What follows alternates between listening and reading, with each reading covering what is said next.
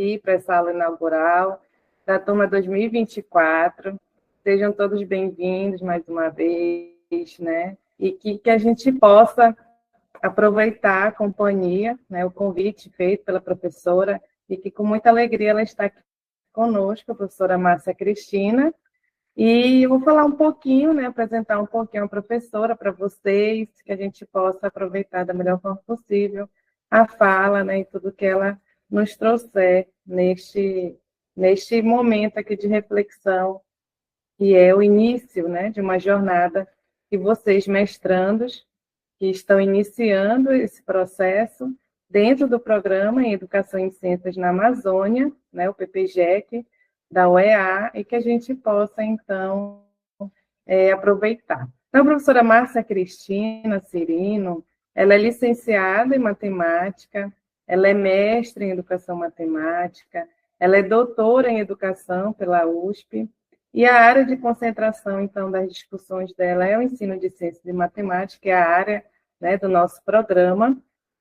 E ela também já realizou pós-doutorado em Lisboa, dentro da área de formação de professores, como também já tem aí uma larga experiência, né, em coordenações.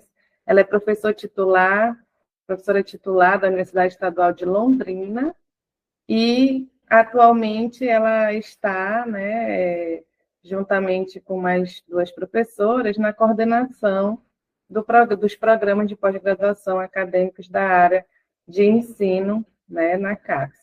Então, ela já tem aí uma vasta experiência em coordenações, já coordenou também o programa de pós-graduação em ensino de ciências e educação matemática, e as linhas de discussões que ela mais atua, tanto, né, da sua docência quanto na pesquisa, ela vem trazendo as discussões dentro da educação matemática, formação de professores que ensinam matemática, e também faz parte do grupo de estudos e pesquisa sobre formação de professores que ensinam matemática, o GPFOPEM, e participa também do grupo de pesquisa em educação matemática da UEL, né, da Universidade Estadual de Londrina.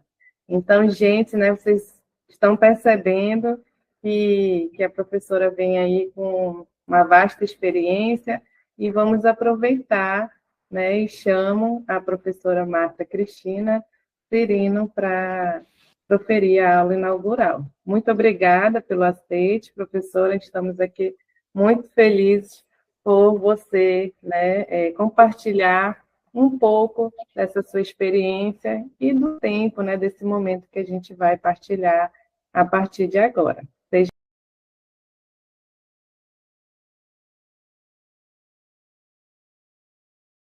Agradeço a Carol e estendo aí o agradecimento a toda a comissão coordenadora do programa, aos docentes, aos discentes, e quero dizer que é um prazer estar aqui com vocês nessa tarde, né, desejando aí boas-vindas para os estudantes que ingressam agora no mestrado.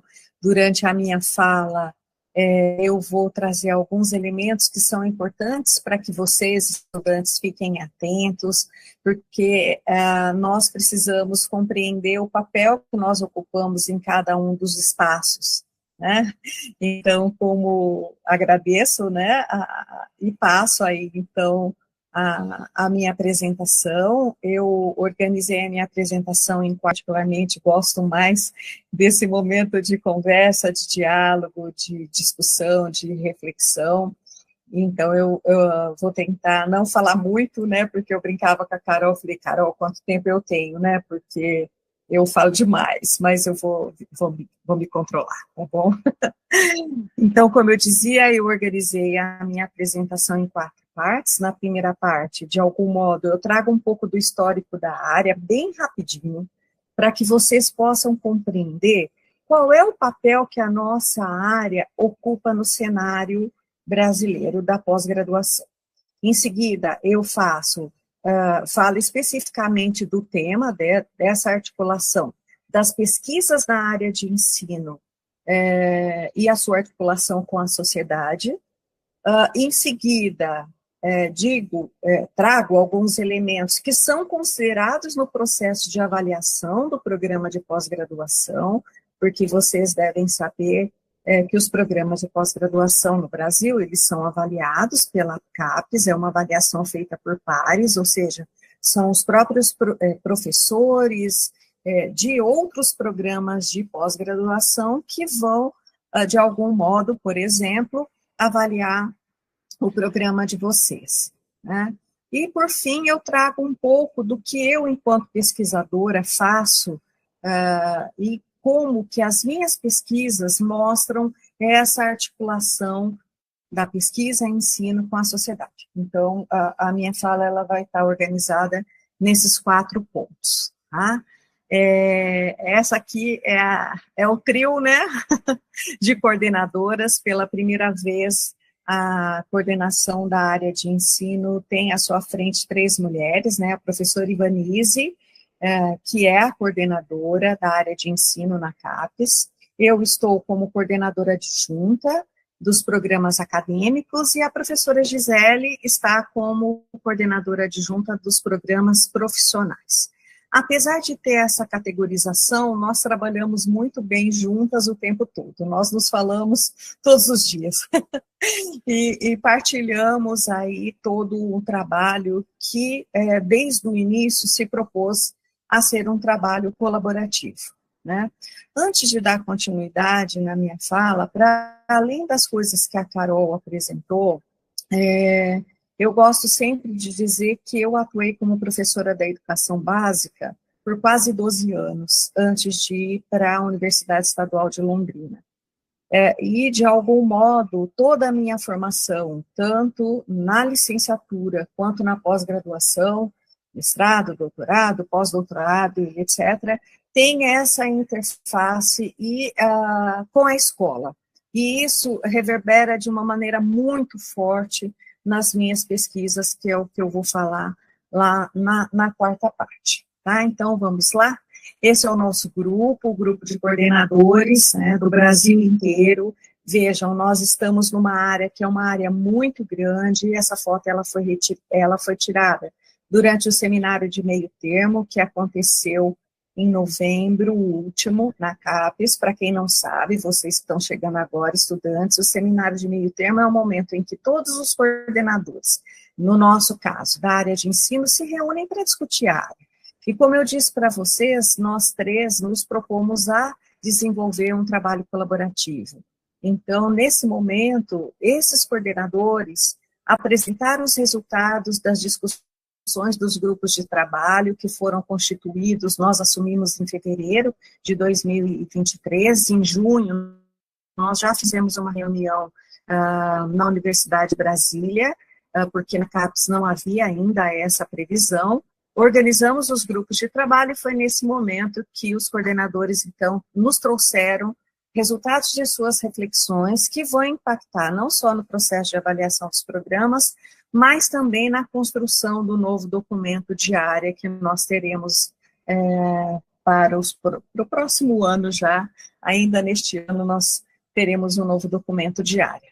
Então, é uma área bastante grande, é uma área bastante representativa, e penso que nós temos condições, então, de nos fazer representar na sociedade, que é um pouco do que nós vamos discutir aqui hoje, né? Então, o que é a área de ensino? Quando que ela surgiu? O que ela traz consigo para que nós possamos, então, olhar para essa articulação das nossas pesquisas com a sociedade. As discussões em torno do ensino e da aprendizagem de diferentes áreas, elas remontam já na década de 60, e na década de 80, 70, 80, começaram a ocorrer os primeiros eventos nacionais, especificamente com esse foco, de olhar para as questões de ensino-aprendizagem de áreas específicas, matemática, física, química, biologia, história e assim por diante, né? Entre 83 e 97, muitos dos programas que nós temos hoje, eles eram linhas de pesquisa de programas da área de ensino, né?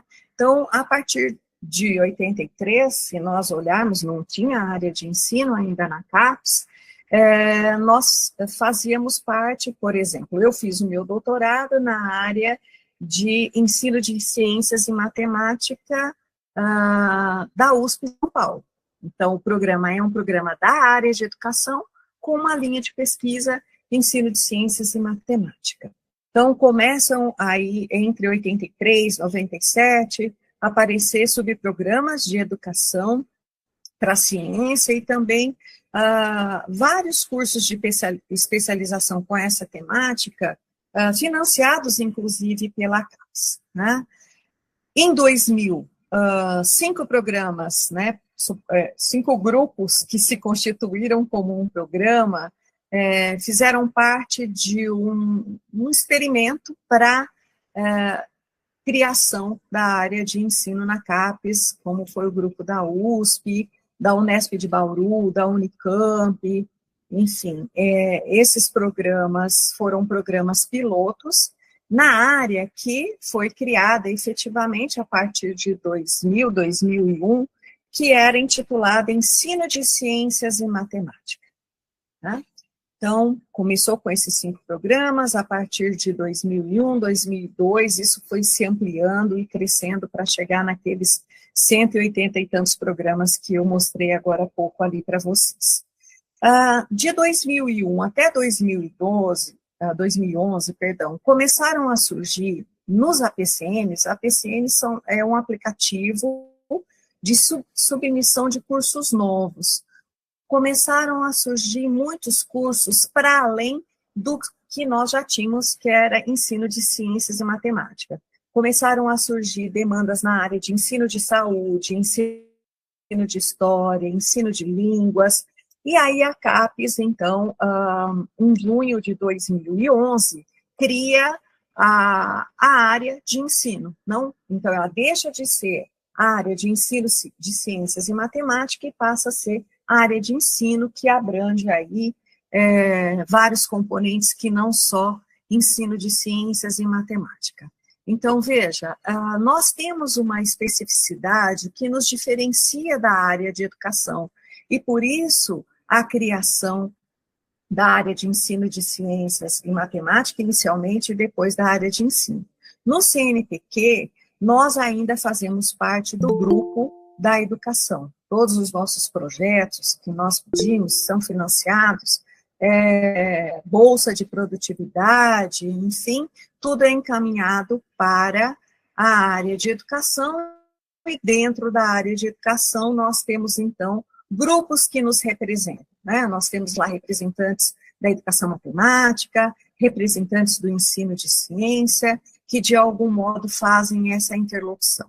Então, como eu dizia, nós nos diferenciamos da área de educação porque nós temos essa especificidade do conteúdo, né? Enquanto as discussões nas pesquisas, na área de educação, comportam e agregam questões mais gerais, né, da formação de professores, por exemplo, nós entramos nos aspectos mais específicos, a formação do professor de ciências, a formação do professor de biologia, a formação do professor de matemática, e em vários espaços, não só os espaços formais, como a escola, mas os espaços não formais também se fazem presentes nas nossas pesquisas.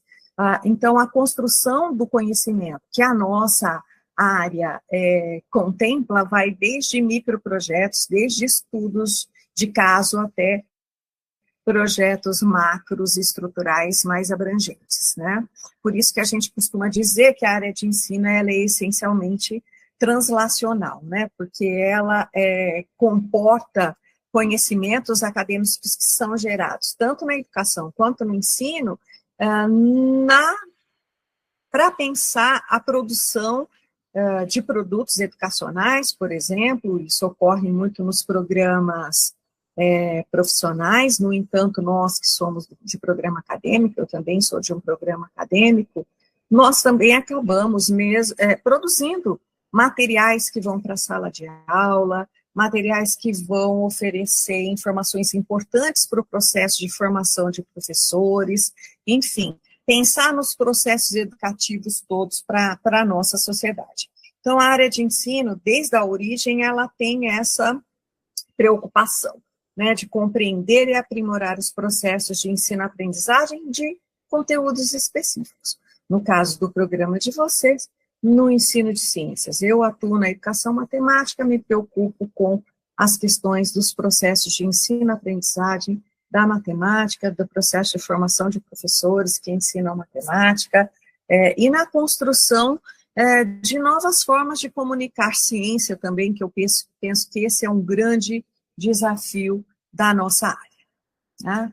Então, esse é um pouquinho do histórico, essa tela que eu coloco para vocês agora, e tem aí um QR Code que remete vocês a um artigo que eu, a professora Ivanise e a Giz publicamos no último ano na revista Bolema, né, lá da Unesp de Rio Claro, no qual nós trazemos um panorama da área e algumas perspectivas que nós temos, né, para o futuro aí, quando pensamos na área de ensino, porque nós assumimos o ano passado, e aí, então, eles nos solicitaram, queriam conhecer essas nossas perspectivas.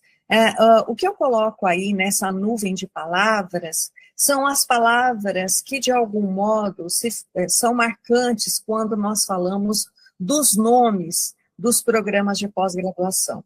Então, vejam, parece como a destaque é ensino de ciências e matemática, ou seja, ciências e matemática é o que mais aparece no nome dos programas de pós-graduação. Por isso, eu quis fazer aquela apresentação inicial de onde vem a área, até para que vocês possam compreender por que a palavra ciências e matemática são as que mais aparecem nos nomes de pós-graduação. E, em segundo lugar, ali aparece tecnologia, saúde. Veja, a área da saúde foi uma das principais fontes, vamos dizer assim, que provocaram esse deslocamento da área de ensino de ciências e matemática para a área de ensino só, e aí o ensino contemplando todas as suas vários componentes, vamos dizer assim, né? Se nós olharmos a área de concentração, então, para quem está olhando na tela, o que está do lado esquerdo é a nuvem de palavras das áreas de concentração e do lado direito das linhas de pesquisa. Então, percebam que a partir daí, então, o ensino ganha destaque quando nós nos referimos aí às áreas de concentração e também às linhas de pesquisa, mas aparece também a matemática, as ciências, a educação, ali nas linhas de pesquisa, a formação, a aprendizagem, e todo aquele monte que está muito pequenininho que eu não vou conseguir ler, né? Então, eu recomendo para vocês que estão chegando agora no programa de pós-graduação, numa área que é na área de ensino, que vocês leiam esse artigo, então está aí, né, o QR Code, para que vocês possam, então, compreender um pouco. Nós não abordamos a questão do histórico da área, porque já tem vários artigos que contemplam essa perspectiva, mas tem aí o que nós estamos pensando, quais são as discussões, o que tem permeado a nossa área aí na casa, tá? Bom, indo para a segunda parte, como eu disse para vocês, falando um pouco, então, de qual é a compreensão que a nossa área tem dessa articulação com a sociedade. Quando fala da articulação com a sociedade, muitas vezes as pessoas pensam nos projetos de extensão, né? E aí, o que eu trago aqui é muito mais amplo do que pensar no impacto das nossas pesquisas nos projetos de extensão, mas, sobretudo, como é que a nossa área dialoga com as pesquisas, né? Então, nós pensamos e discutimos, e isso, de algum modo, também impacta no nosso processo de avaliação, um modo de olhar diferente para essa relação com a sociedade, da pesquisa com a sociedade, né? Nós, quando falamos da questão da articulação das nossas pesquisas na área de ensino com a sociedade, nós estamos pensando numa articulação que considera uma extensão de impacto, né? Uma extensão planejada e eficaz. Quando eu coloco aqui a extensão, o ensino, a pesquisa, é porque essa é a tríade que sustenta qualquer universidade. Ensino, pesquisa e extensão, vocês já devem ter ouvido falar muito disso. Eu, particularmente, penso que falta uma aí, que é a gestão. Porque nós fazemos muito da gestão das universidades, principalmente nas universidades públicas brasileiras, né? Mas o que nós estamos e defendemos nessa articulação das pesquisas da área de ensino com a sociedade, ela vai estar na intersecção desses três elementos, ensino, pesquisa e extensão, e quando eu for falar especificamente das minhas pesquisas, eu vou mostrar para vocês como é que, de algum modo, eu tenho feito essa articulação do ensino, da graduação, a pesquisa, a pós-graduação e a extensão nos vínculos com os projetos dos quais eu coordeno e de outros que já participei. Então, nós pensamos no, como eu estava dizendo há pouco, o que é essa extensão de impacto? É uma extensão que é planejada, é uma extensão eficaz na consecução dos objetivos que transformem a sociedade, né? E eu vou falar daqui a pouco muito disso. Nós não temos a pretensão no processo de extensão, e esse é um equívoco que tem ocorrido, que eu percebo nesse momento de curricularização da extensão, que muitas pessoas estão compreendendo essa curricularização da extensão de uma maneira bastante equivocada. Estão transformando a extensão em disciplinas, né, para que possa fazer parte do currículo. Nós podemos ter ações dentro do currículo que não se restringam às disciplinas, uma perspectiva indisciplinar, né?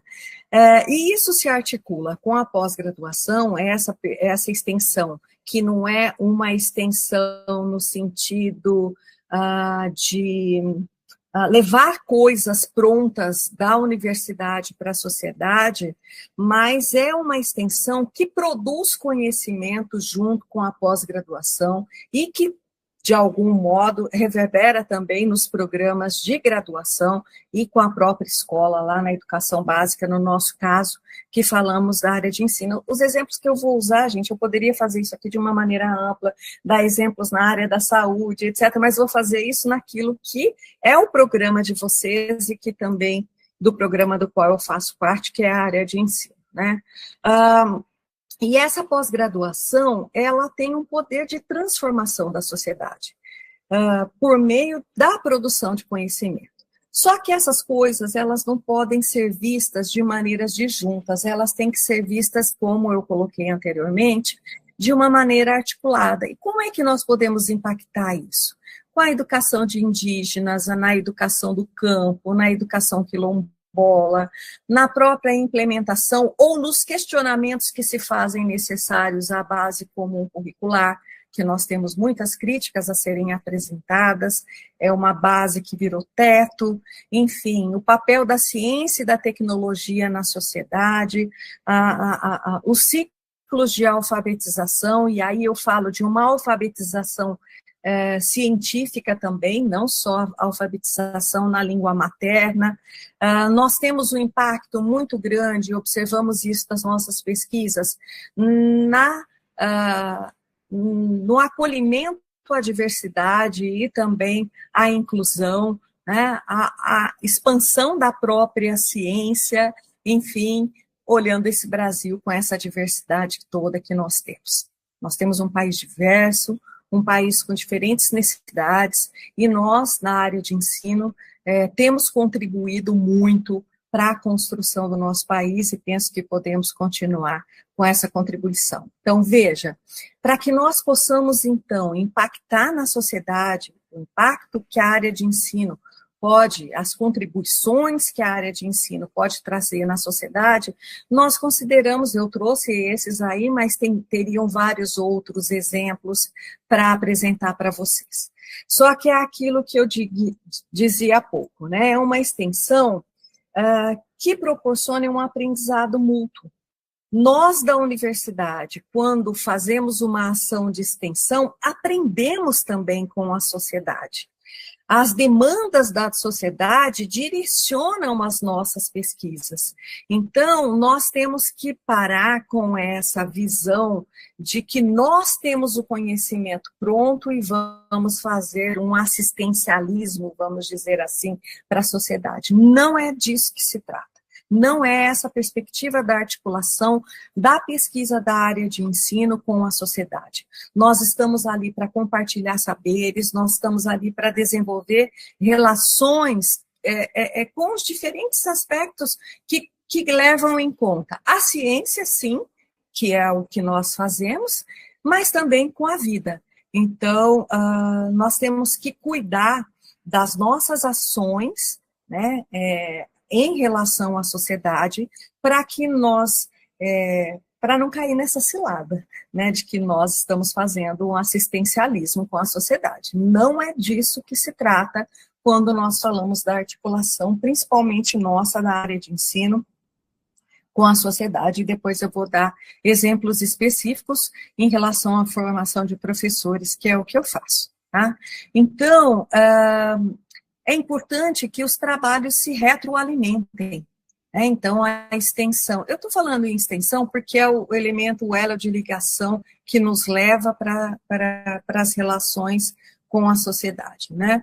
No entanto, não é só por meio da extensão, são por ações, e aí nós temos projetos de pesquisa que têm ações extensionistas, e é por isso que eu trago a questão da extensão.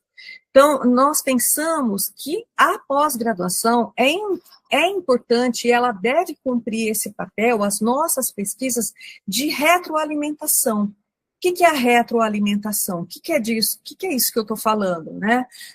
Nós partilhamos conhecimentos com a sociedade e a sociedade também partilha conhecimentos e demandas que vão, de algum modo, sustentar as nossas novas investigações. Né? Quando nós vamos definir, vocês que estão entrando agora aí no mestrado, estão iniciando, alguns fizeram parte da iniciação científica, mas nem todos, como é que eu defino um tema de pesquisa? Né? Nós temos que olhar para aquilo que já tem produzido, porque nós não estamos aqui para reinventar a roda, né? Então, é importante conhecer a partir do momento que você faz uma escolha de uma determinada temática, é importante que você conheça o que já tem de produção naquela temática que você escolheu, mas é importante conhecer também quais são as demandas dessa temática que você quer investigar. E a sociedade tem muitas demandas que podem ser atendidas pelas nossas investigações. Então, quando nós falamos dessa retroalimentação da pesquisa, nós estamos falando e pensando nessa retroalimentação, no processo de produção de conhecimentos, mas também na formação de recursos humanos. Então, é essa perspectiva de articulação das nossas pesquisas com a sociedade que nós queremos chamar a atenção. No entanto, nós temos vários desafios pela frente, né? Como eu dizia, vocês que vão começar a definir os seus temas de investigação, alguns já têm os seus projetos definidos, mas sempre quando nós entramos na pós-graduação, nós queremos resolver todos os problemas do mundo, né? Não brinquem com os seus orientadores, se daqui a pouco o orientador começa, vamos tirar isso, tirar aquilo outro, aí de repente vai bater aquela frustração assim, nossa, eu vou fazer só isso. Mas esse só isso que você vai fazer, que é aquilo que cabe nos 2 anos, pode ter um impacto muito grande para a construção do conhecimento, para a sociedade na qual nós vivemos, né? Eu fui orientada pelo professor Biratã D'Ambrosio, e ele dizia assim, calma, Márcia, uma coisa é o projeto de doutorado e outra coisa é o projeto de vida. Deixa isso aqui para o projeto de vida. No projeto de doutorado nós vamos fazer assim. Então não brigue com os seus orientadores, se daqui a pouco eles começarem, então, a restringir, e isso tem que ser feito, porque senão você não consegue. Você fica em aspectos que são muito gerais, que não vão trazer uma contribuição no âmbito da pesquisa. tá? Eu disse que eu ia usar a minha fala para ir dando os recadinhos, esse é um deles, né? Então, nós temos aí, dentro da área de ensino, vários desafios, né? Por exemplo, a formação de um novo sistema de educação com professores, né? Principalmente a pandemia nos trouxe outras possibilidades, nos fez, né, enxergar e desenvolver outras possibilidades, a presença das tecnologias, um novo sistema global, por exemplo. Eu estou aqui em Londrina conversando com vocês, por enquanto só eu falando, né, mas daqui a pouco conversando com vocês, e nós, se não fosse a inovação, toda essa tecnologia que nós temos, isso não seria possível de se fazer. Então, como é que nós podemos pensar, como é que as nossas pesquisas podem pensar esse sistema global de inovação na educação básica? Veja, eu não estou aqui, com essa minha fala, querendo defender a educação à distância, não é disso que se trata.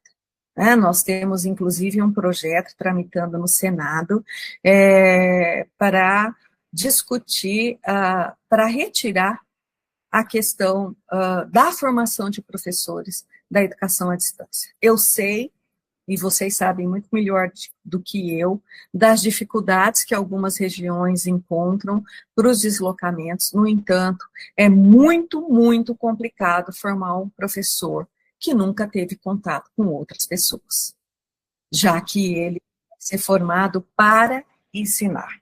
Então, como é que as nossas pesquisas podem impactar?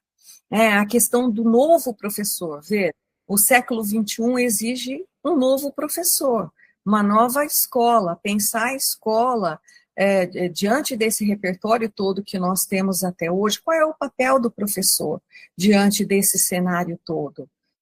Quais são os espaços, como é que acontece a avaliação, ela vai continuar do mesmo modo, não vai? Como é que as tecnologias, como é que a cultura da escola se desenvolve? Qual é o papel do professor diante desse cenário todo? Nós olhamos para o professor como um intelectual e como um transformador.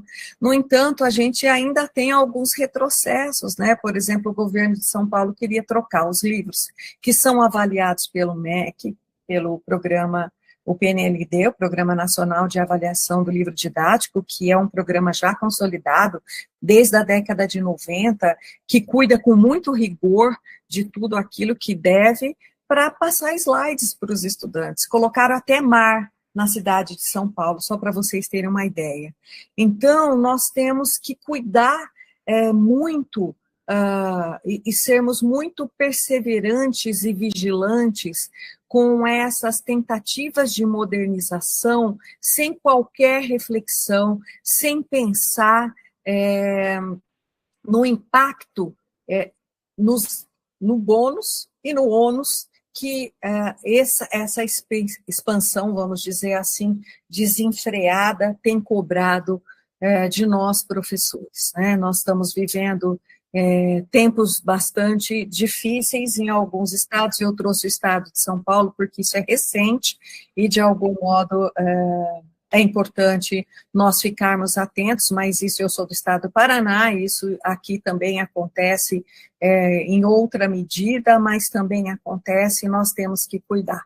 Então, nós, e aí vocês estão chegando para se constituir pesquisadores.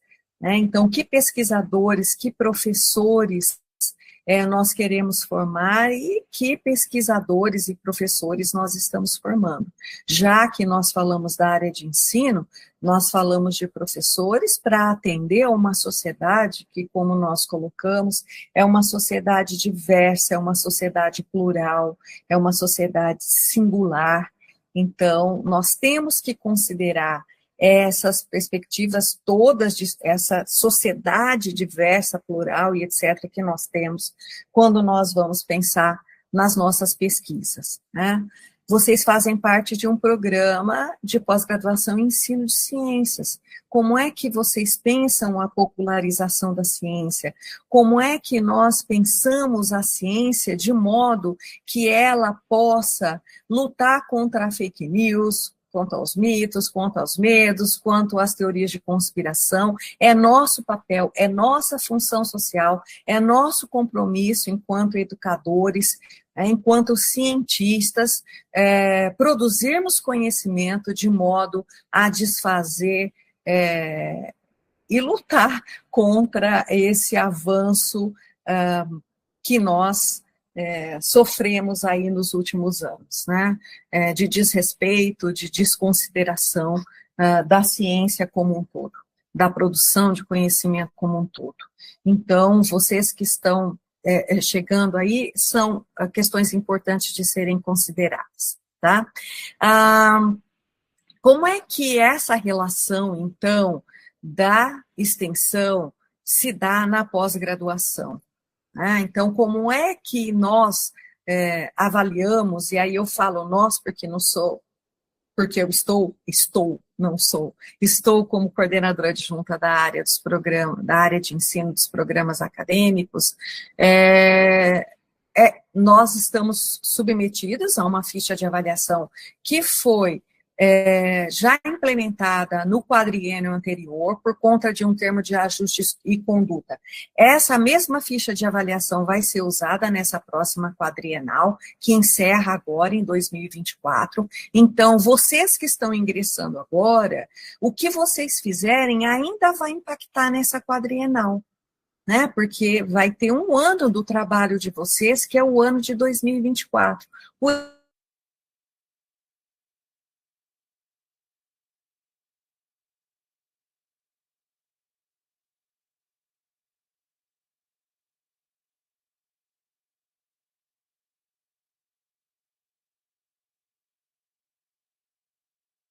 Aspectos qualitativos do que quantitativos. Há algum tempo atrás, o quantitativo tinha um peso muito grande. Hoje, o peso muito grande está no qualitativo. E que qualitativo é esse quando nós falamos da articulação da pesquisa com a sociedade, né? Do impacto e da relevância que as nossas pesquisas têm na sociedade.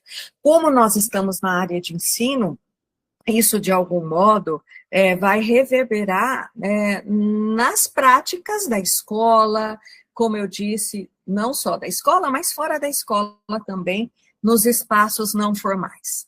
A nossa ficha de avaliação ela é separada em 3 quesitos. Vou falar rapidinho, porque não é esse o foco da nossa discussão aqui. Mas nós temos o quesito 1, que fala do programa, como é que o programa se organiza, as linhas de pesquisa, as áreas de concentração, dos docentes e etc. O quesito 2, que é da formação, e aí é onde entram as publicações dos docentes, dos discentes e etc. E chegamos no quesito 3, que é o impacto na sociedade, que é o tema da nossa fala aqui hoje. Então, dentro do quesito 3, nós temos um impacto, vamos olhar para 3 pontos, que é o caráter inovador da produção intelectual do programa de pós-graduação, e aí são solicitadas 10 produções bibliográficas para os programas acadêmicos, né, para colocarem como destaque, e 5 produções bibliográficas e 5 produtos educacionais para os programas que são profissionais. E aí, o colegiado do curso, né, o grupo de professores, vai estabelecer critérios para escolha dessas produções. Então, veja, vocês estão ingressando agora, vão já começar a desenvolver as suas investigações, vocês vão participar de eventos, e isso, de algum modo, vai reverberar na produção do programa de pós-graduação. Então, é isso que é considerado, né, no item 1. No item 2 é um impacto econômico, social e cultural, que eu vou falar daqui a pouco, e o 3 é da internacionalização, inserção local, regional, nacional, e também a visibilidade do programa. Veja, tudo isso que eu estou falando é olhado de modo articulado com a vocação do programa. Né? Por exemplo, o programa pode ter uma vocação que é mais regional, para atender as demandas regionais. Então, não vai ter um peso na questão da internacionalização, porque muitas vezes, né, os coordenadores de programas, os professores, vão falar assim para vocês: nós temos que publicar, nós temos que ir para evento, é importante ir para eventos internacionais também, é importante tudo isso, mas nós temos que olhar, sobretudo, qual é a vocação do programa, qual é a missão, a que o programa se propõe. No quesito 2, então, vejam, lá no quesito 1, nós temos, no caso de vocês, programas acadêmicos, 10 produções bibliográficas. No quesito 2, são solicitados 6 casos de sucesso dos últimos 15 anos, né? E é muito complicado dizer o que caracteriza um caso de sucesso, né? Então, serão olhadas as atividades de extensão e eventos, as parcerias com setores e serviços, ou até mesmo da gestão pública, os processos de nucleação, de solidariedade, de inovação, articulação com outros programas de pós-graduação, o desenvolvimento econômico. Como é que a pesquisa de vocês impacta, tendo em conta essas ações e essas cooperações que serão e que são ou que já estão estabelecidas pelo programa de pós-graduação que vocês participam? Né? Então, vão ser avaliados esses casos exitosos e o modo como eles impactam no desenvolvimento da própria região. Então, quando eu falava há pouco que é importante escolher temas, né, e que depois da escolha desses temas, vocês avaliem qual é o impacto que isso tem na cultura na qual vocês estão inseridos, no grupo social aí, que o programa faz parte, etc., e possam, de algum modo, disseminar isso nos seminários, nos encontros, nos workshops e assim por diante, né? Indo já para a última parte, falando bem rapidinho, eu trabalho com formação de professores, né? Sou coordenadora do GPFOP, é um grupo de estudo e pesquisa sobre formação de professores, aqui da Universidade Estadual de Londrina. Então, vocês têm aí três fotos, né? 2 da cidade de Londrina, uma do letreiro da Universidade Estadual de Londrina, e aí lembrando o Outubro Rosa, isso para mim é muito marcante, que eu tive câncer de mama, então eu acho importante chamar para esses aspectos. A foto já um pouco, não é uma foto recente do meu grupo, do GPFOP, Estudo e Pesquisa, mas ela é uma foto representativa, porque ela tem ali ao meu lado, no centro da mesa, né, de quem está sentado ali, a professora Hélia Oliveira, que é a professora da Universidade de Lisboa, que nós temos parceria de pesquisa desde 2008, né, que nós somos parceiras de pesquisa. Estou indo para lá agora em junho, fico lá junho, julho, um comecinho de agosto, trabalhando com ela num projeto universal nosso do CNPq. Então, é um grupo que busca participar de projetos e programas de formação de professores. Aí eu coloquei alguns aí, 3 deles são específicos aqui do estado do Paraná, o outro é da própria CAPES, o OBEDUC, e em todos esses projetos nós buscamos uma articulação entre a universidade e a escola. Todos os nossos processos formativos, eles são feitos na escola, com os professores, a partir daquilo que eles nos trazem, a partir daquilo que é a demanda da escola, aquilo que o professor considera que é importante para o seu processo de formação. Nós não trabalhamos com programas de formação já pré-moldados, que nós levamos o tema, nós levamos tudo que vai ser feito, escolhemos as metodologias, nada disso, né? Nós buscamos um trabalho colaborativo do ponto de vista teórico e epistemológico. Alguns desses grupos se caracterizaram como comunidades de prática, e não é só para dizer que, olha, esse grupo que nós organizamos se constituiu como uma comunidade de prática, não é só para simplesmente colocar um rótulo, mas é que olhar, o grupo assumir essa característica das comunidades de prática, que são discutidas pela Levy e pelo Wenger, nos possibilita utilizar uma característica e uma definição de aprendizagem que para nós é muito cara, que é a aprendizagem situada num determinado contexto, num determinado espaço. Então, porque nós trabalhávamos anteriormente falando sempre de grupos colaborativos. No entanto, como é que eu posso dizer que num grupo colaborativo o professor aprendeu? E a teoria das comunidades de prática nos permitem, né? Nós falamos que o professor aprendeu na medida que ele se envolveu com os processos de negociação de significados, porque dentro dessa teoria, a negociação de significados envolve dois outros processos, os processos de reificação e o processo de participação. Então, é nesse processo de produção de significados, nessa reificação e participação, o professor reifica agora uma coisa, daqui a pouco ele reifica outra, e outra, e outra, então a partir daí eu posso dizer que o professor aprendeu. Então essas aí são algumas comunidades de prática que nós constituímos e investigamos aqui no Paraná. A COP-PAEM, ela funciona até hoje, nós não estamos mais lá, nós da universidade, mas eles continuam, eles ficaram conosco por um período de 10 anos, né? E nós produzimos livros juntos, enfim. Os professores, nós olhamos por uma perspectiva do professor enquanto um produtor do conhecimento. E é aquilo que eu falava para vocês lá no comecinho. Nós não vamos para a escola para dizer para o professor o que ele deve ou o que ele não deve fazer. Nós vamos para a escola para conhecer a realidade da escola, para conhecer as demandas da escola. Olhamos para esse professor como um produtor de conhecimento assente na sua experiência. E quando nós falamos da experiência, nós estamos falando da perspectiva do Jorge La Roça. Tá? E quando falamos de atividade, pensamos na perspectiva do Leontiev.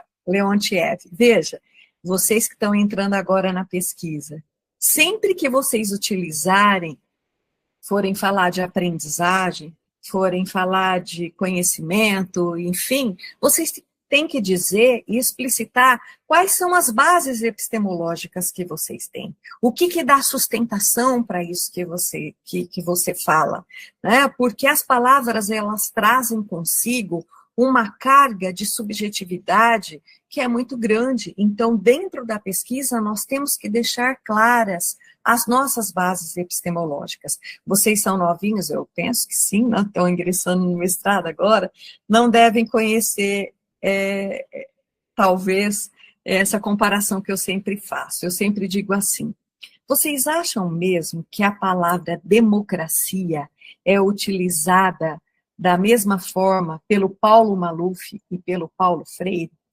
O Paulo Maluf, para quem não conhece, Paulo Freire eu sei que vocês conhecem. O Paulo Maluf, para quem conhece, ele foi governador do estado de São Paulo, prefeito da cidade de São Paulo e etc. Qualquer hora vocês vão lá e pesquisam sobre ele. Será mesmo que a perspectiva de democracia é a mesma para os dois Paulos? Nós sabemos que não. Né? Do mesmo modo, quando vocês falam de aprendizagem, nós estamos falando das mesmas coisas? Possivelmente não. Por isso que eu digo que é importante vocês deixarem claras nas pesquisas de vocês quais são as bases epistemológicas. Quando você fala de aprendizagem, você está falando de aprendizagem na perspectiva de quem? Quando você fala da experiência, você fala da experiência na perspectiva de quem? Quando você fala de atividade, é a atividade na perspectiva de quem?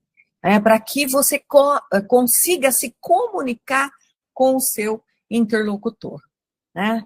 Eu gosto muito dessa frase, disso que o Rômulo escreveu. O Rômulo Lins, ele foi meu orientador de mestrado, mas é uma pessoa muito especial, já não está mais conosco, mas que nos deixou grandes lições. E eu penso que se nós formos pensar a pesquisa em articulação com a sociedade, é importante nós considerarmos isso que o Rômulo traz. Né? Eu vou pedir a permissão de vocês para ler. Rômulo dizia assim, não sei quem você é, preciso saber. Não sei também onde você está, sei apenas que está em algum lugar.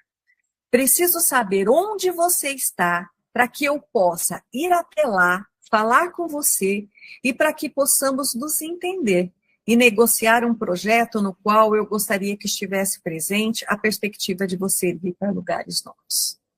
Então, nós que estamos na área de ensino, nós temos que olhar para a formação de professores, nós temos que olhar para os alunos, nós temos que olhar para os espaços formais e para os espaços não formais com este olhar.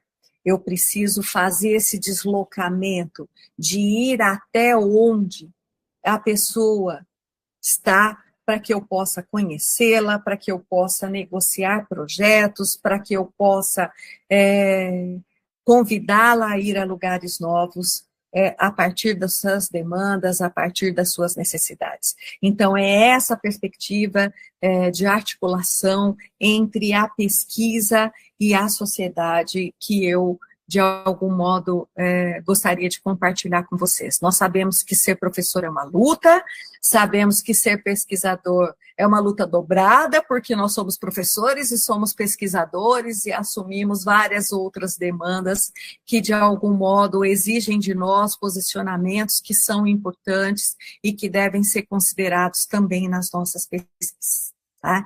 Então, desculpe se falei demais, mas estou aberta agora para conversar com vocês a respeito disso e de outras coisas que vocês queiram conversar. Muito obrigada, viu? Oh, professora, foi assim enriquecedora, né? Essas palavras. Eu fico aqui pensando que realmente foram aí alguns apontamentos, né, que no decorrer de um processo que é a formação do mestrado, é um processo intenso, né, pouco tempo, são 2 anos, e aí a gente sempre conversa muito, né, com os mestrandos nisso, né, gente, né, vamos sentir essa intensidade, mas reconhecendo também esses lugares, né, que eu penso que a sua fala trouxe muito bem, da própria diversidade que é a nossa área, né?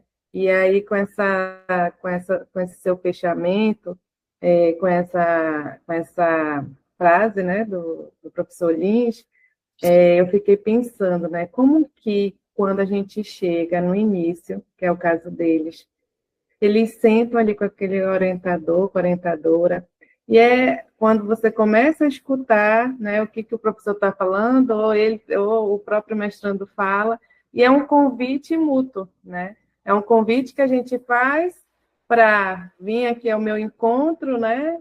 Que a gente, enquanto professores de pós-graduação, naquele momento determinado, a gente parte de um lugar de pensamento, né, de uma via epistemológica, e normalmente a gente faz esse convite para eles, né? Então, assim, é sempre esse encontro, né? Sempre esse movimento de relação que, como você foi articulando, né, que começa ali internamente, nessa questão, eu acho que é muito potente, né, que é a relação de orientação, de todo esse desenvolvimento de formação, e como que isso está articulado a tudo que fazemos na vida, né?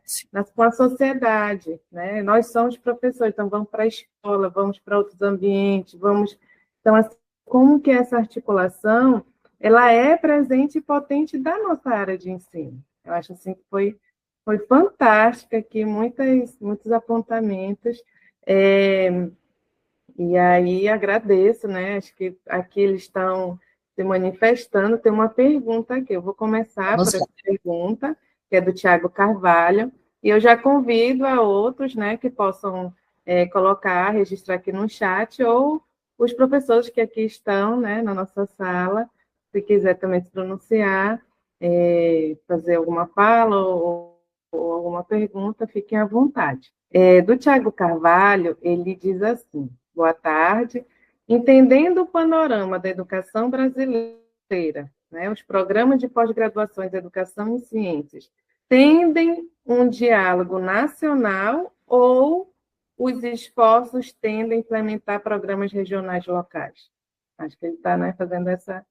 qual é a tendência, né? Se é um diálogo nacional ou se os esforços estão para a implementação de programas regionais locais. Então, nós contemplamos as duas coisas, Tiago, ou seja, nós temos ações que são nacionais, temos ações que são mais locais dos programas de pós-graduação, e o programa de pós-graduação vai indicar isso quando ele indica a sua missão. Qual é a sua missão? Por exemplo, vocês fizeram uma proposta de doutorado agora, que vai ser avaliada. O que vai ser olhado? Vai ser olhar a missão do programa, o que o programa se propõe a fazer, o que já foi feito no mestrado, como é que as articulações que foram declaradas para esse mestrado efetivamente estão se dando. Nós temos, do ponto de vista nacional, ainda algumas assimetrias. Nós temos 2 estados da Federação Brasileira que não têm programa de pós-graduação na área de ensino. Então, esse é um cuidado para além da abrangência específica de cada programa de pós-graduação, olhando para a área como um todo, nós temos ainda algumas assimetrias, mas essas assimetrias, elas não são só regionais, né? As pessoas costumam dizer, a região norte, a região centro-oeste tem um número menor de pós-graduação. É verdade? É verdade. Mas nós temos também assimetrias dentro das regiões. Nós tivemos o primeiro programa de doutorado aprovado em Minas Gerais no último processo de avaliação. Não tinha doutorado lá em Minas, e que está ali na região centro-oeste, na região sudeste, que é considerado a região que tem o maior número de pós-graduação do Brasil. Então, veja, a abrangência dos nossos programas de pós-graduação, nós temos essa, vamos dizer assim, consciência dessas assimetrias todas, vamos trabalhar para mitigar essas assimetrias todas, nós estamos cuidando muito no processo de avaliação de novos cursos, com sombreamentos, de modo a não colocar programas que tenham as mesmas características muito perto um dos outros, porque senão você vai matar os 2 programas de pós-graduação, o já existente e o novo, então nós temos cuidado muito desse sombreamento no processo de avaliação, de aprovação de cursos novos, mas nós olhamos também e consideramos tudo, Tiago, em termos de abrangência, que o programa de pós-graduação se propõe a fazer.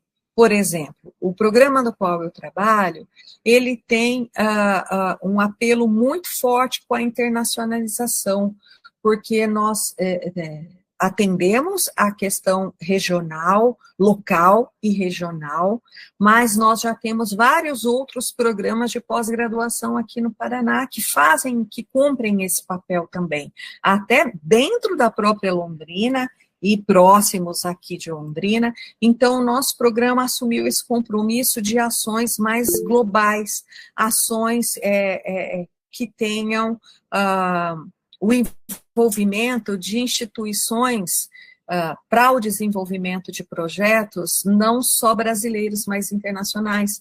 Então, nós já tivemos estudantes, eu tive um orientando do Timor-Leste, nós já tivemos orientados aqui do Moçambique, nós temos agora um doutorado, nós estamos formando doutores em Moçambique, não em Moçambique especificamente, mas por um grupo que se constituiu a partir de uma instituição de Moçambique, enfim. Isso vai depender da característica de cada programa de pós-graduação. Mas o que é importante em tudo isso, nós olharmos e compreendermos qual é o impacto das nossas investigações para a produção de conhecimento e de que modo que a produção desse conhecimento reverbera nas suas relações com a sociedade. Então, são aspectos que devem ser considerados. O que eu estou querendo dizer nem todos os programas de pós-graduação precisam ter um apelo com a internacionalização. O que nós precisamos na medida que um programa determina, delibera, discute qual é a sua missão, em que medida efetivamente ele cumpre essa missão, independente se essa abrangência, Tiago, é micro ou é macro. Certo. Ele até já faz aqui uma outra pergunta, o próprio Tiago. Ele tá, é, ele diz assim: como incluir e obter êxito com os cursos, né, de pós-graduação, entendendo os tempos determinados e os múltiplos fenômenos adversos, como pandemias, né, e outras situações, eventos ambientais, e a própria necessidade dos prazos que são estabelecidos no curso. 2 anos é viável, né? Está aqui questionando o tempo desse curso, né? Como que a gente, então, pode pensar em incluir nesse êxito, né, dos cursos? Nós temos, é o que eu dizia há pouco, nós temos que cuidar, né? E esse é um papel nosso como orientadores. Não dá para nós abraçarmos o mundo, não dá para nós queremos fazer tudo em 2 anos. Então, a gente faz, porque assim, existem vulnerabilidades que são do nosso controle, que podem ser controladas por nós, e outras vulnerabilidades que fogem do nosso controle. A pandemia foi uma vulnerabilidade que fugiu do nosso controle. Então, nós tivemos que nos organizar, nos reinventar para poder continuar com o Sistema Nacional de Pós-Graduação em andamento.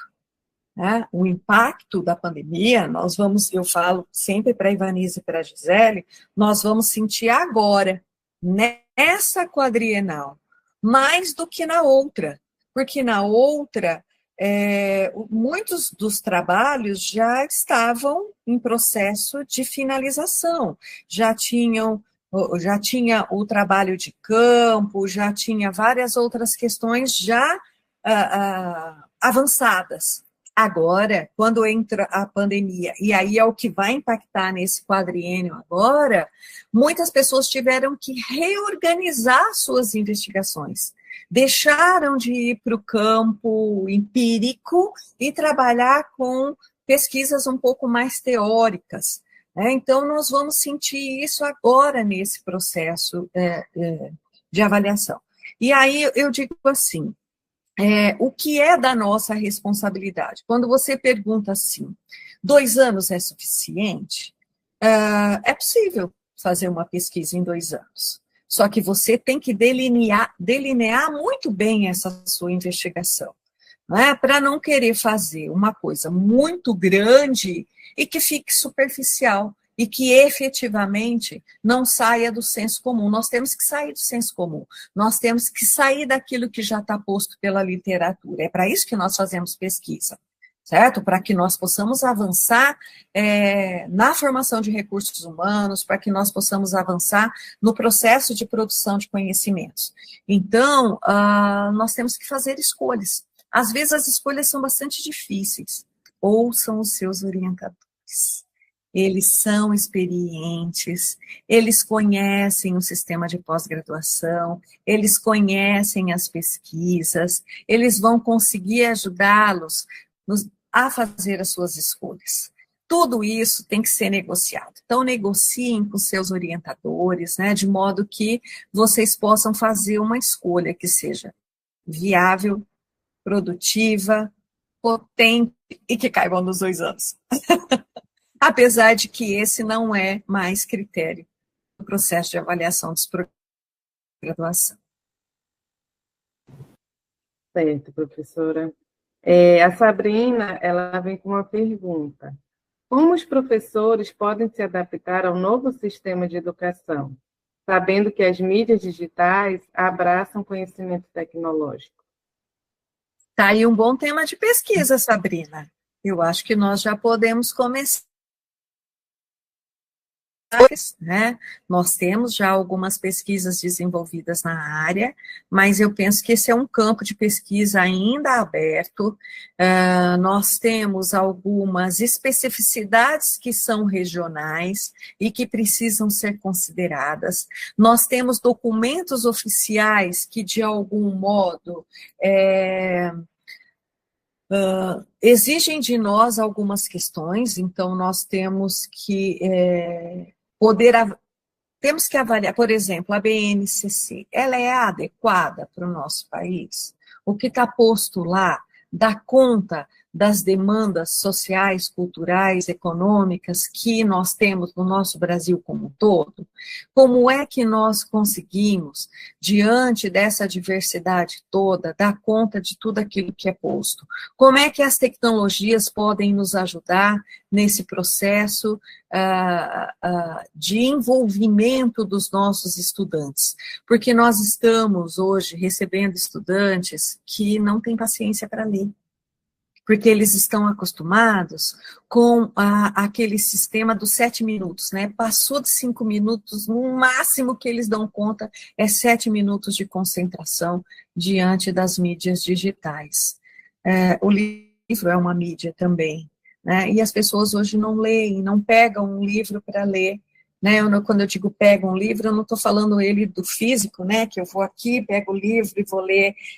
Pode ser um livro digital também, mas esse poder de concentração, porque eu penso que a leitura, ela nos abre para novas, né, fronteiras, nos abrem caminhos, e aí quando eu falo da leitura, eu não estou falando só da leitura acadêmica, aquela que vai subsidiar a construção da sua dissertação. Eu estou falando da ficção científica, eu estou falando dos romances, eu estou falando de qualquer leitura que nos ajude a compreender o mundo no qual nós vivemos, né, que nos ajude a ter outras perspectivas, para que aí sim, Sabrina, nós possamos, então, considerando todos esses contextos, pensar em estratégias outras para lidar com essas novas demandas educacionais que estão postas hoje na nossa sociedade. É um tema de pesquisa e que nós não podemos fugir, temos que agarrá-lo e aí, como eu disse, fazer escolhas pontuais e a partir dessas questões pontuais, no conjunto todo, daqui a pouco, da área de ensino, nós teremos podemos ter propostas bastante interessantes. Desde que sejamos ouvidos, né, porque não adianta nada nós fazermos as pesquisas e aí as políticas públicas não considerarem as nossas investigações. Esse é um outro desafio que eu penso que nós, não só da área de ensino, mas nós que trabalhamos na pós-graduação como um todo, de que modo as investigações que nós fazemos são consideradas pelas políticas públicas nas suas diferentes instâncias. No nosso caso da área de ensino, como é que as nossas pesquisas são consideradas no Plano Nacional de Educação, enfim, na escola, nos projetos específicos das secretarias municipais, estaduais de educação, como é que as nossas pesquisas são consideradas? E como é que nós nos fazemos ouvir? Porque essa é uma tarefa pela frente, né? Certo, professora. É uma complexidade, né? Isso Sem dúvida. É central, né, na nossa área. E assim, algum professor que queira falar, fazer alguma pergunta? Alguém que está por aqui? Carol, eu fiz uma pelo chat. Você pode ler, por gentileza? Estou meio rouco.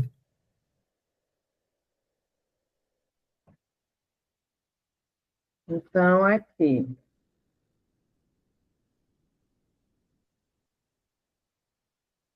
Deixa eu ler aqui. Professora Márcia Cirino, né? Agradecemos imensamente pela sua fala impactante e animadora do espírito investigativo, considerando os fatores climáticos, sobretudo as secas intensas e as chuvas devastadoras. Qual o lugar o ensino de ciências mediante esses fenômenos climáticos, certamente motivados pelas ações humanas, né? Então, ele traz aí algumas questões, né, que eu acho que são aí importantes, principalmente esse momento que nós passamos, né? Então, como que esse lugar do ensino de ciências olha, né, para todas essas questões climáticas, ambientais? Eu penso que as nossas investigações, para além de nós olharmos as questões específicas, que são locais, que são regionais, nós temos uma tarefa, e aí sim a questão de como é que nós nos fazemos ouvir, né, como é que nós disseminamos as nossas investigações, é bastante importante, porque nós já temos pesquisas bastante sérias, potentes, que trazem, que discutem o impacto do ambiente, porque eu sei da seca que vocês estão vivendo aí, e alguém aqui poderia dizer, o que eu tenho a ver? Tem tudo a ver.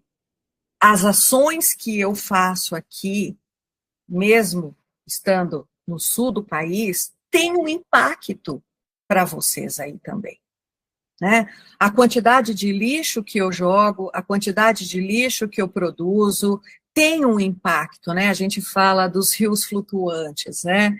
Os rios que vêm pelo céu.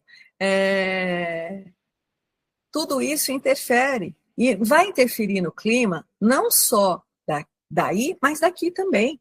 Porque a seca de vocês aí reverbera aqui de algum modo. Seja a seca das enchentes, da falta de alimentos, seja do que for. Então, nós que somos da área de ensino, nós temos um papel social que é bastante importante, que é em que medida todas essas investigações que são...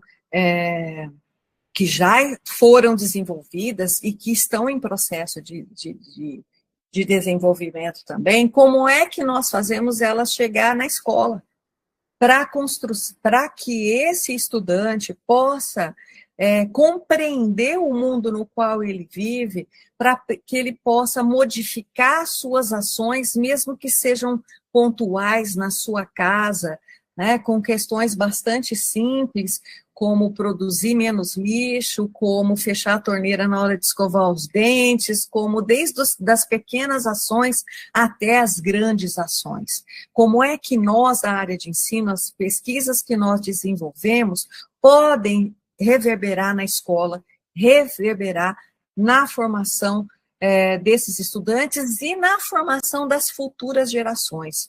Quando nós tratamos da formação de professores, são professores que vão estar formando as futuras gerações, né? Então, qual é o nosso compromisso social, qual é o nosso compromisso político com a constituição dessas futuras gerações a partir das pesquisas que nós fazemos na área de ensino de ciências, quando se trata também das questões ambientais. Eu falo também por conta de que nós temos essa e temos tantos outros desafios pela frente, né?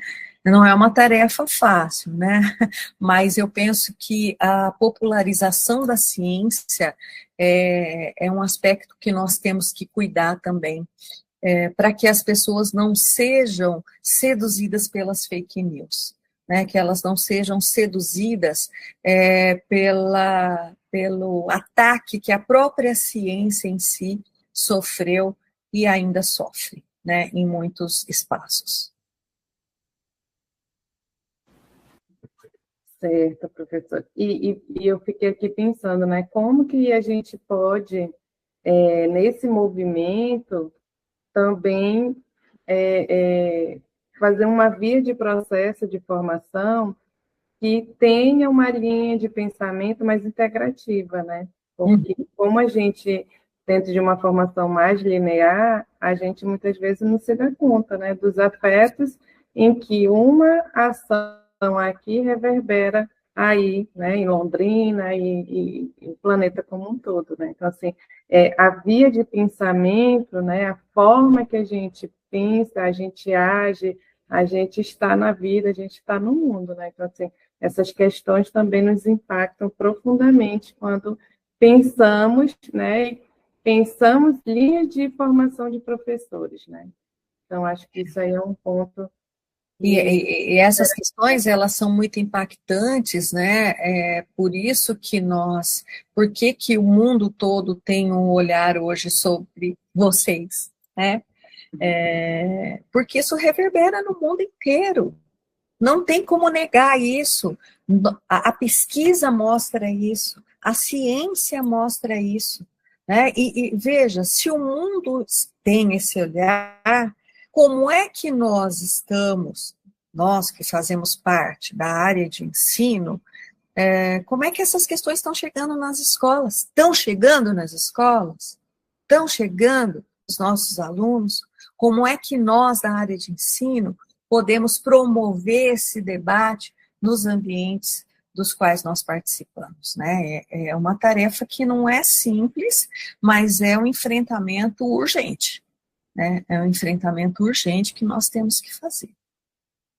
Sim. A gente vai fazer uma última pergunta aqui, que é do Tiago, novamente, e que ele diz assim, o ensino EAD, né? Foi aquele momento da questão da educação à distância. É uma tendência na pós? Isso é algo bem polêmico, né, na pós. Quer que eu fale a minha opinião? O ensino EAD é uma tendência, como é que está essa situação, né? É complicado, né? Eu, particularmente, tenho muitas restrições com qualquer processo de formação de pessoas que se deem pela EAD, né? Principalmente nós da área de ensino. Eu digo isso, eu respeito as distâncias, eu sei das dificuldades que muitas vezes, para muitas pessoas, fazer uma pós-graduação, até mesmo fazer uma graduação, né? No entanto, nós temos que considerar que existem questões que são muito mais profundas e mais amplas e que têm um impacto muito forte na produção de conhecimento, né? Vamos pegar como exemplo o período da pandemia. Eu tenho um grupo de estudo e pesquisa, que é o GP Foto, em que nós nos reunimos todas as sextas-feiras, das 9 horas da manhã às 4 horas da tarde. É claro que a gente para almoçar, mas nós nos reunimos. Nós discutimos as pesquisas, nós estudamos, nós discutimos textos, nós fazemos investigação, nós produzimos, enfim. Quando nós estávamos no trabalho à distância, as relações pessoais se perderam. Ou para aqueles que ingressaram naquele período, elas não existiam, porque nós nos constituímos no nosso grupo de estudo e pesquisa como uma família, né, que um apoia o outro. Nós continuamos falando das pesquisas no café, no caminho até o estacionamento, dentro do ônibus, nós continuamos falando da nossa pesquisa, nós continuamos falando dos nossos trabalhos. E quando nós estamos à distância, né, daqui a pouco nós vamos desligar um botão, ninguém mais vai ter oportunidade de conversar. Claro que você pode organizar um debate, etc., mas nós perdemos muito das relações pessoais e também das relações acadêmicas com a EAD, no meu ponto de vista, né? Nós temos, como toda ação, temos ônus e temos bônus. Eu penso que o ônus é muito maior que o bônus dentro desse cenário, porque nós não temos uma estrutura EAD, por vezes, bem organizada, bem articulada, até para que se possa, partindo também das pesquisas, se propor processos de ensino-aprendizagem dentro deste formato. Na área de ensino, nós ainda não temos nenhum programa de pós-graduação no formato EAD. E nós estamos bastante preocupadas, nós que estamos na coordenação agora, com alguns programas que ainda não se deram conta que a pandemia acabou e que todos os nossos cursos são presenciais. Claro que algumas ações, e isso vai precisar ser regulamentado pela CAPES, são irreversíveis, no meu ponto de vista, né? As bancas, né? Palestras, veja, imagina o custo, não só financeiro, mas pessoal, que é uma pessoa se deslocar da região sul do país até a região norte, ou de outro país, né? Do Canadá, da Espanha, da China, para participar das nossas bancas. É muito dispendioso, e eu não estou falando só do ponto de vista financeiro, estou falando do ponto de vista físico, do deslocamento das pessoas, até da questão ambiental, né, na medida em que quanto menos gente na rua pegando os ônibus, os carros, os aviões, nós diminuímos aí todo o impacto que isso tem no nosso ambiente. Então, eu penso que algumas questões são irreversíveis, né, como esses exemplos que eu falei, a palestra, a banca e etc., mas a aula, as discussões do grupo de pesquisa, nós temos muito a perder na medida em que isso possa se transformar tudo em EAD. Porque são questões pessoais, das relações pessoais, que para nós, na área de ensino, na área de educação, nos são muito caras. As relações pessoais não são muito caras. Então, eu penso que é algo que está em debate, mas, como eu disse, eu iria trazer as minhas impressões. Essas são as minhas impressões, e que, de algum modo, eu sinto que isso também se faz presente nas perspectivas que nós ouvimos também dos nossos colegas dentro da CAPES, né? Sim. Até porque, como você bem disse, né, todo esse impacto que a gente teve na pandemia por esse tipo de relação, a gente, no retorno, a gente viu e até hoje a gente está sentindo aí, né, já tem 2 anos que a gente está nessa nova, né, tem muitos falam nova, mas de estabelecer essas relações, né? Turmas que iniciaram na pandemia e quando retorna, dificuldade muitas vezes que a gente reconhece, né? De estar ali no presencial, de se dedicar aquele tempo a fazer uma coisa, vamos dizer assim, né? De estar ali na sala, na interação, porque nós sabemos que quando a gente levou tudo isso para casa, né, então eram coisas pulverizadas, né, não tinha aquela relação mais atenuada, com uma atenção, né, com foco, que é muito caro para nós na pós-graduação, na academia, de forma mais geral. Né? E como seres humanos, né, Carol? Porque nós somos seres sociais, vejam, as pessoas ficaram muito deprimidas, as pessoas, do ponto de vista da pesquisa, eu brinco com os meus estudantes, tem gente que travou, não conseguia avançar, né? Na medida em que nós passamos a nos reunir novamente no presencial, é aquilo que eu disse para vocês, é no cafezinho, você vai lá, compartilha suas angústias, que são pessoais, que são profissionais, que são também da sua pesquisa. O outro colega fala, não, mas eu já vivi isso também, e superei isso, fazendo aquilo. Então, veja, essas relações, esse contato, nos ajuda em todos os aspectos. Né? Quando eu disse que o impacto da pandemia vai bater forte nesse quadriênio, é que muitas pessoas não conseguiram avançar, né? Muitas pessoas ficaram deprimidas, muitas pessoas passaram a tomar remédios fortíssimos, enfim, nós somos seres sociais, então eu acho que nós temos que tomar muito cuidado, eu sempre brinco, né, para não jogar a criança junto com a água do banho, né? Nós temos que cuidar das relações humanas, nós temos que cuidar das relações pessoais, e como é que, dentro da pesquisa, nós podemos fazer com que essas coisas estejam sempre presentes. Né? Sim. Então, professora, a gente agradece, né, toda essa oportunidade, essa tarde de reflexão sobre a nossa área, né, muitos apontamentos, penso que a gente vai levar aí para um tempo, né, e ir aprofundando essas conversas, né, esse diálogo.